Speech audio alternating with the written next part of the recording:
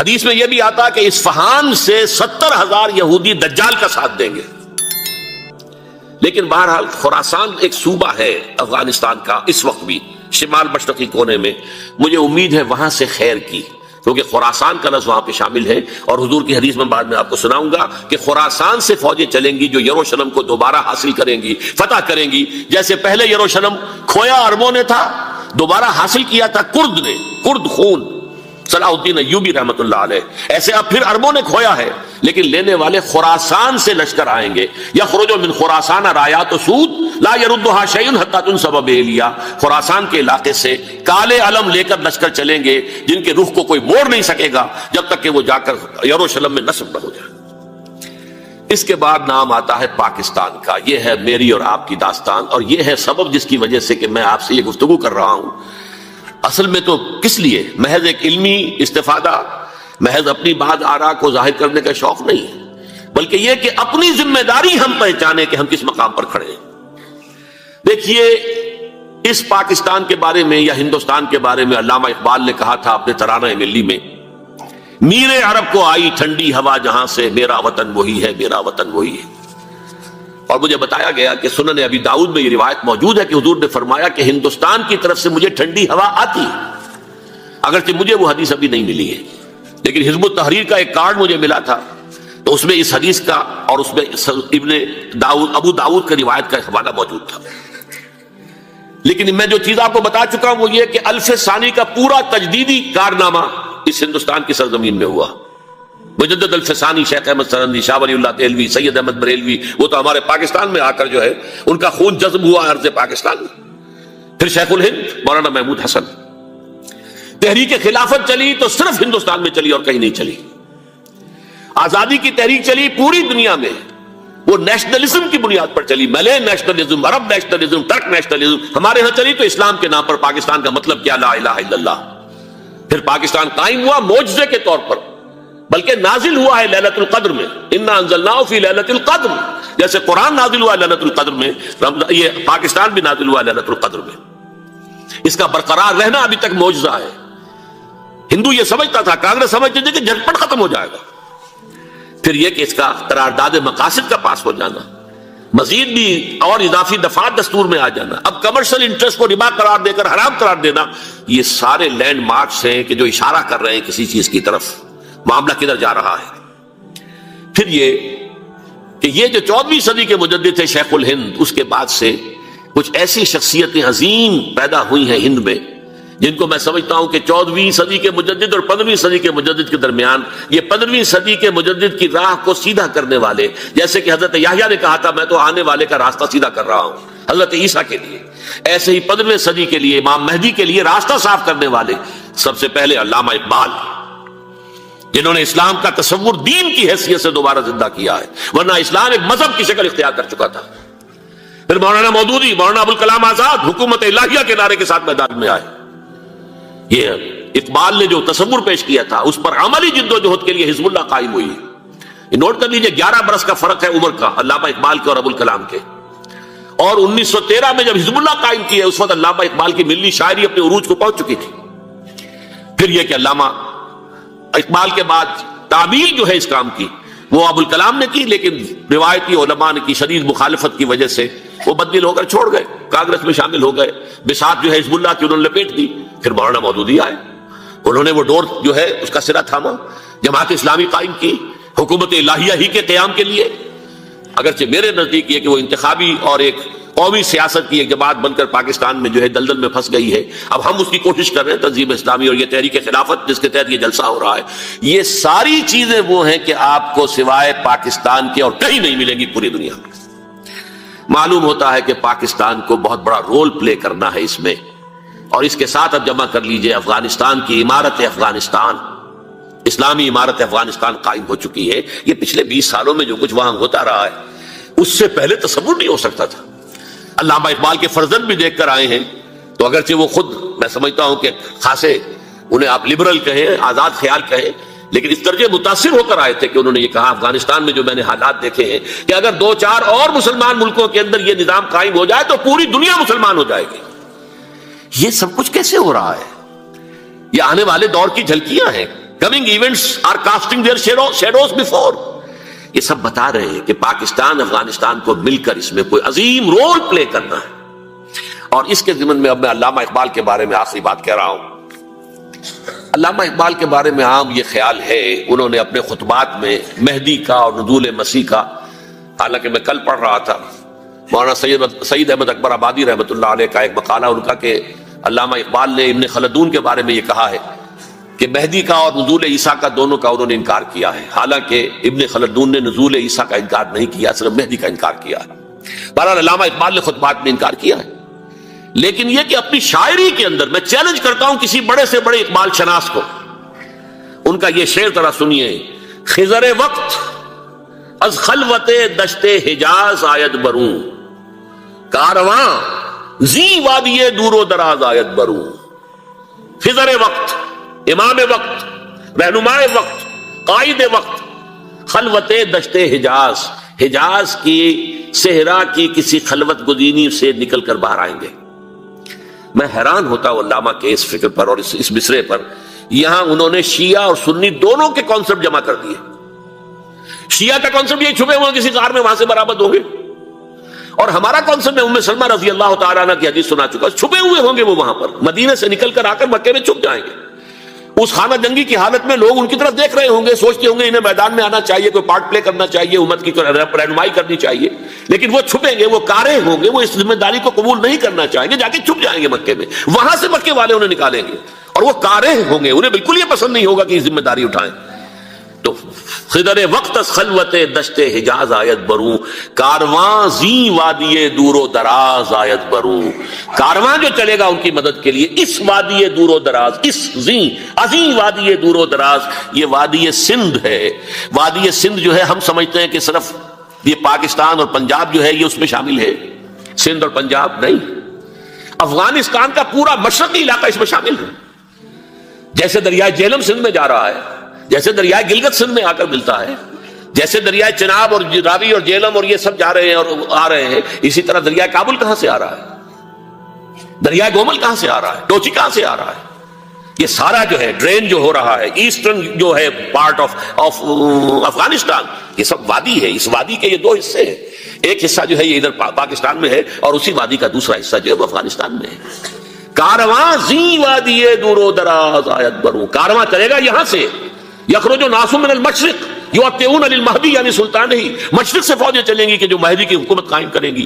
اور یخرج من خراسان رایات و سود، اور خراسان سے سیاہ پرچم چلیں گے کہ جن کا رخ کوئی موڑ نہیں سکے گا، حتیٰ تنصب بیلیا، یہاں تک کہ وہ جا کر یروشلم کے اندر نصب ہو جائیں گے. حضرات، میں ایک میری گفتگو کا حصہ باقی تھا لیکن میں اسے چھوڑ رہا ہوں، اس لیے کہ گلوبلائزیشن جو اس کی ہوگی، جو خلافت علی منہاج النبوہ کی تجدید کامل حضرت مہدی کے ہاتھوں عرب میں ہوگی، اس سے پہلے اس کے لیے محنت، کوشش، جد و جہد پاکستان اور افغانستان میں ہو چکی ہوگی جو اسے سپورٹ کرے گی اور وہاں جا کر حکومت قائم کرے گی. اس کے بعد گلوبلائزیشن کا جو مرحلہ اس کا ہے وہ حضرت مہدی کے ہاتھوں نہیں ہے، وہ حضرت عیسیٰ ابن مریم ان کے نزول کے بعد ہے، جن کے نزول کے بعد دجال کا خاتمہ ہوگا اور یہودیوں کا استحصال ہوگا. مسلمانوں پر بھی بڑی تکالیف اربوں پر آئیں گی، شدائد آئیں گے، لیکن یہ وہ میں حصہ ملتوی رکھتا ہوں کسی دوسری محفل اور کسی دوسری مجلس اور نشست پر.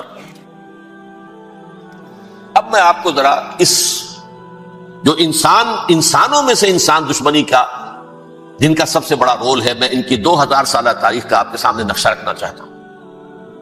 ان 1400 سال کا تو میں نے صرف 4 آپ کو پوائنٹس بتائے.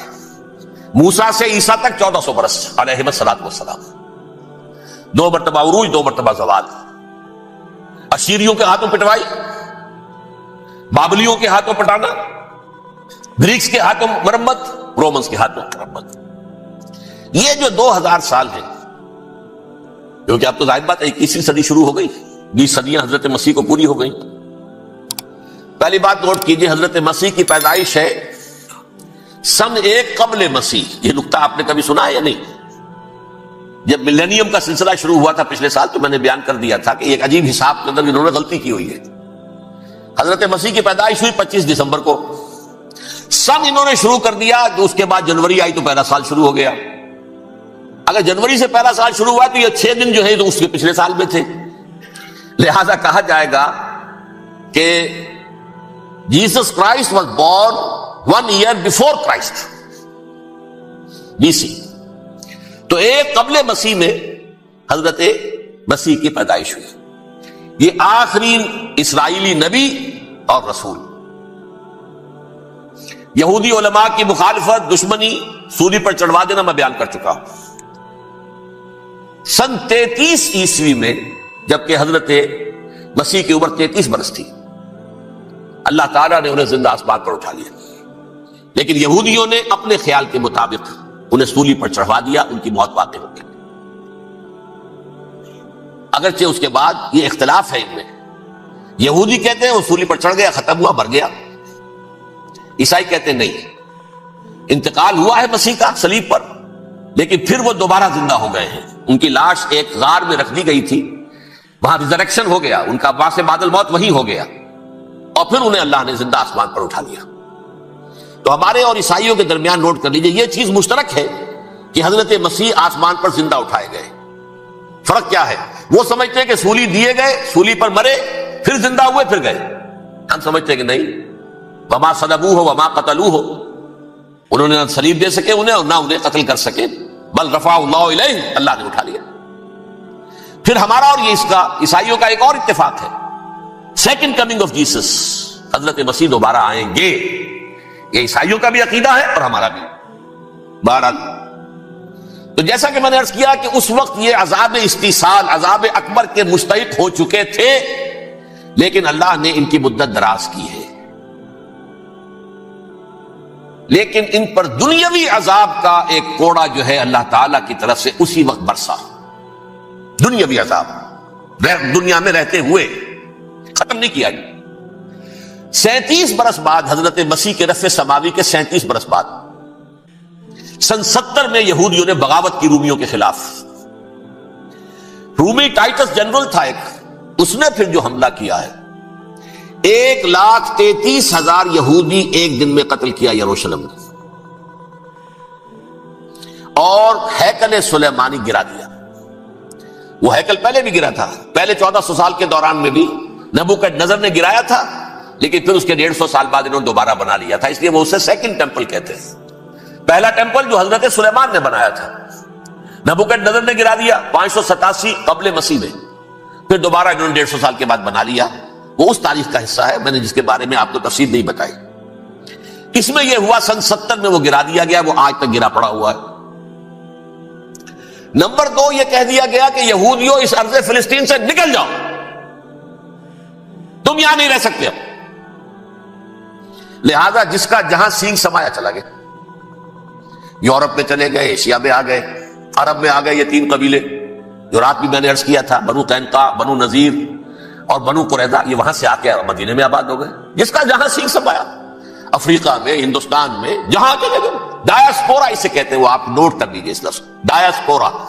ہمارا دور انتشار، جبکہ ہمیں ہماری اصل سرزمین تو فلسطین ہے، حضرت ابراہیم کا مسکن، حضرت اسحاق، حضرت یعقوب کا مسکن فلسطین، یہ ہے ہماری اصل جاگیر، یہ تو ہماری جدی پشتی جاگیر ہے. لیکن یہاں سے نکال دیے گئے سن 70 عیسوی میں، اور وہاں سے لے کے 1917 تک ان کا ڈایاسپورا جاری رہا. یہ دور انتشار. اس دور انتشار کے چند حصے ہیں جس کو میں چاہتا ہوں کہ آپ علیحدہ علیحدہ سمجھ لیں. دور انتشار کا جو پہلا جو ہے تقریباً 300 برس رومی حکمران تھے. وہ یہودیوں کے بھی دشمن تھے اور عیسائیوں کے بھی دشمن تھے. عیسائی اور یہودی ایک دوسرے کے بھی دشمن تھے، لیکن رومی سمجھتے تھے کہ یہ ایک ہی تھیلی کے چٹے بٹے ہیں. رومیوں کے نزدیک عیسائی بھی یہودیوں ہی کا ایک فرقہ تھے، کوئی علیحدہ مذہب تو تھا ہی نہیں. لہذا رومی جو ہیں رومنز، وہ ان دونوں کو ستاتے تھے، مارتے تھے، اور یہ آپس میں لڑتے تھے. یہودی عیسائیوں کو مارتے تھے، عیسائی یہودیوں کو مارتے تھے. یہ ہے 300 برس تک کی تاریخ. سن 300 عیسوی میں کیا ہوا؟ ایک معجزہ ہو گیا. بہت عظیم ایمپرر کانسٹینٹائن، قسطنطین اعظم، رومن ایمپررز میں سے بہت بڑا ایمپرر، وہ عیسائی ہو گئے. اب تو معاملہ بالکل تلپٹ ہو گیا، پوری سلطنت عیسائی ہو گئی. اب عیسائیوں کے عیش ہو گئے. اور یہودیوں پہ مار پڑنی شروع ہوئی. اب عیسائیوں کا آپ خود سوچئے کہ جنہیں وہ خدا بنا بیٹھے ہیں، خدا کا بیٹا قرار دے رہے ہیں، ان کے قاتل کون؟ یہودی بدماش. لہذا ان کی وہ پٹائی شروع ہوئی ہے یورپ میں، پوری رومن امپائر میں انہیں ذلیل کیا گیا. شہروں میں آمد بند، علیحدہ رہو، گھیٹوز کے اندر رہو. یہودی کا نام جو ہے وہ گالی بن گیا، جیسے آج بھی یہودی گالی کہتے ہیں، جیسے خنزیر کا لفظ. آخر وہ بھی اللہ کی مخلوق ہے، لیکن آپ کو معلوم ہے کوئی شخص زبان پر نام نہیں لانا چاہتا خنزیر کا، سور کا. ہے تو مخلوق وہ بھی ایک حیوان ہے. ایسے ہی ہے یہودی گالی، جھوٹ گالی. لہذا ایک طرف تو ان دونوں کے درمیان دشمنی، جس کو قرآن کہتا ہے وَأَغْرَيْنَا بَيْنَهُمُ الْعَدَاوَةَ وَالْبَغْضَاءَ، ہم نے ان کے مابین دشمنی جو ہے پیدا کر دی. اور جب یہ پوری سلطنت عیسائی ہو گئی تو قافیہ تنگ ہو گیا یہودیوں کا. اب آئیے 571 عیسوی، یعنی جبکہ ڈائسپورا کو کتنا عرصہ ہو چکا تھا؟ 500 برس. سن 70 سے شروع ہو رہا ڈائسپورا، جب ٹائٹس نے گرایا ہے ہیکل کو اور نکال باہر کیا انہیں فلسطین سے. بھاگ جاؤ، یہاں ایک یہودی بھی نہیں رہے گا، فلسطین سے نکال دیے. اس کے پورے 500 برس بعد سن 571 عیسوی میں حضور کی پیدائش ہوئی، ولادت باسعادت محمد رسول اللہ صلی اللہ علیہ وسلم. 610 میں آپ پر وحی کا آغاز ہوا. لیکن حضور کے ساتھ ان کا معاملہ کیا رہا؟ اول تو جبکہ حضور ابھی مکے ہی میں تھے، یہودیوں نے ریشہ دوانیاں شروع کر دی حضور کے خلاف. قریش مکہ کو سکھاتے تھے، پڑھاتے تھے، ان سے یہ پوچھو، ان سے یہ پوچھو، انہیں اس طرح تنگ کرو، ان سے یہ امتحان لو. یہ آپ کے علم میں ہے. سورہ بنی اسرائیل میں، سورہ کہف میں وہ سوالات، جو امتحانی سوالات آئے تھے، ذوالقرنین کون تھا، اصحاب کہف کون تھے، تم رسول بنے پھرتے ہو تو بتاؤ، اور یہ روح کی حقیقت کیا بتاؤ. یہ ساری ریشہ دوانیاں کر رہے تھے بیٹھے ہوئے ابھی وہیں پر. حضور ابھی پہنچے بھی نہیں. ہجرت فرما کر حضور تشریف لے آئے تو حضور نے جسے ماسٹر سٹروک کہا جائے گا، یعنی اسٹیٹس مین شپ کا ماسٹر سٹروک، آپ نے مدینے میں آتے یہودیوں کے ساتھ پیکٹ کر دیا، جوائنٹ ڈیفنس پیکٹ آف مدینہ، کہ اگر مکے والے ہم پر حملہ کریں گے تو ہم مل جل کر ایک قوم کی حیثیت سے مقابلہ کریں گے. یہ میثاق مدینہ کہلاتا ہے، جس کے بہت غلط معنی پہنائے جا رہے ہیں آج کل. بہرحال میں موضوع میرا چونکہ یہ نہیں، میں ادھر نہیں جاؤں گا. لیکن ہوا کیا؟ ہر مرتبہ یہ خیانت کے مرتکب ہوئے. ان نے جو عہد کیے تھے ان سے پھرے. اندر ہی اندر سازش، ریشہ دوانی، حضور کی بدترین دشمنی. سورہ نساء کی آیت نمبر 12 میں 14 میں 13 میں فرمایا ہے لا تزال تطلع علی خائنۃ منہم. اے نبی، ہمیشہ آپ کے علم میں ان کی طرف سے خیانتیں، بددیانتیاں آتی رہیں گی. اور بار بار وہ مسلسل جنگ کی آگ بھڑکاتے تھے. قریش کو دعوت دیتے، آؤ آؤ آؤ، ہم اندر سے بغاوت کر دیں گے، تم آؤ تو صحیح، ختم کریں محمد کو اور اہل ایمان کو صلی اللہ علیہ وسلم رضی اللہ تعالی عنہم اجمعین. لیکن پھر جب وہ آتے تھے تو یہ دبک جاتے تھے، ان میں ہمت نہیں تھی. میدان کے مرد نہیں رہے تھے. یہ سورہ حشر میں ان کا نقشہ کھینچا گیا ہے. کھلے میدان میں مقابلے کی اس کے اندر صلاحیت ہی نہیں ہے. یہ تو فصیلوں کے پیچھے سے، جیسے عورتیں کہیں دیہات میں لڑائی ہوتی ہے تو مرد جو ہے گلیوں میں لڑتے ہیں، عورتیں اوپر سے پتھر پھینکتی ہیں، بس وہ کام یہ کر سکتے تھے. من ورائے جدر، فصیلوں کے پیچھے سے، جنگ میں میدان میں نہیں آ سکتے. بہرحال قرآن مجید میں ہے یہ سورہ مائدہ کی آیت نمبر 64 کلما اوقدوا نارا للحرب اطفاها اللہ. اکثر و بیشتر مواقع پر تو یہ جب آگ بھڑکاتے تھے جنگ کی، اللہ اسے بجھا دیتا تھا. لیکن بہرحال اس کے باوجود جنگیں ہوئی، غزوہ بدر، غزوہ احد ہوئی کہ نہیں؟ یہ ساری اس اصل شرارت میں. اور اس کے نتیجے میں حضور نے پھر ایک ایک کر کے 3 قبیلوں کو سزا دی. غزوہ بدر کے فوراً بعد بنو قینقاع نکالے گئے مدینے سے. غزوہ احد کے فوراً بعد بنو نذیر نکالے گئے. اور غزوہ احزاب کے بعد بنو قریظہ نکال دیے گئے. یہ تو میں نے آپ کے سامنے رکھ دیا صرف حضور کے زمانے میں ان کا کیا رویہ رہا. دشمن، رات بھی ہم نے وہ آیت پڑھی تھی لَتَجِدَنَّ أَشَدَّ النَّاسِ عَدَاوَةً لِلَّذِينَ آمَنُوا الْيَهُودُ وَالَّذِينَ أَشْرَكُوا. اہل ایمان کی دشمنی میں شدید ترین تم پاؤ گے یہودیوں کو اور مشرکین. مشرکین بھی بعد میں ہے، پہلے یہود. حضور کے بعد کیا ہوا اب یہ نوٹ کیجئے. یہ ان کی تاریخ کا دوسرا دور ہے. حضرت عمر رضی اللہ تعالیٰ عنہ قائد خلافت ہے. بیت المقدس کا محاصرہ کیا گیا، فصیل بڑی اونچی، شہر اندر سے سیلف سفیشینٹ، حملے کا راستہ کوئی نہیں، محاصرہ طول کھینچ رہا ہے، لیکن ان کے پاس رسد بھی موجود ہے، پانی بھی موجود ہے، وہ دروازے بند کر کے بیٹھے ہوئے۔ بالآخر اللہ تعالیٰ کی مشیت کا ظہور کیسے ہوا؟ ان کے کچھ علماء آئے فصیل پر، کہا دیکھو مسلمانوں، تم قیامت تک بھی یہاں پڑے رہو گے محاصرہ کر کے، ہمارا یہ شہر فتح نہیں ہوگا۔ ہاں، ایک درویش بادشاہ کے ہاتھوں یہ شہر فتح ہونا ہے، لیکن تمہارے اندر ہمیں وہ نظر نہیں آ رہا۔ ابو عبیدہ بن الجراح رضی اللہ تعالی عنہ، امین هذه الامہ، ان کا فوراً ذہن گیا وہ درویش بادشاہ مدینے میں بیٹھا ہوا ہے، عمر رضی اللہ تعالی۔ اب ایک اور عمر بھی ہے جو قندھار میں بیٹھا ہے، نقشہ وہی ہے، سادگی کی حد تک نقشہ وہی ہے، بالکل وہی، اپنی آنکھوں سے دیکھا ہے وہی سادگی۔ عمر اول، عمر ثانی تھے عمر بن عبد العزیز۔ اب ایک اللہ کے فضل سے اللہ تعالیٰ ایدہ اللہ بنصرتہ، اللہ تعالیٰ ان کی نصرت فرمائے، دشمنوں کو ان کے مقابلے میں نیست و نابود کرے۔